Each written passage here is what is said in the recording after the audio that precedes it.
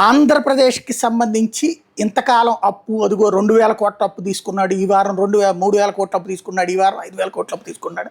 గత 5 ఏళ్లలో ప్రతిరోజు పత్రికలు రాస్తూనే వచ్చినాయి. ప్రతి మంగళవారం అప్పు తీసుకుంటారు.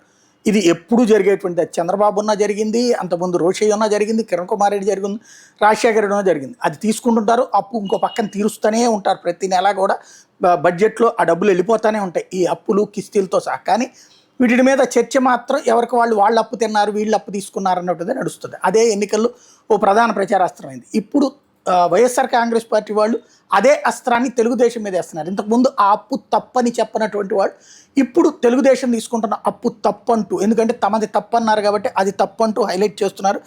50 రోజుల్లో 50,000 కోట్ల అప్పు తీసుకున్నారు అంటూ మొన్నటిదాకా 25,000 కోట్లు అయింది. ఇప్పుడు 15,000 కోట్ల రూపాయలు తీసుకున్నారు.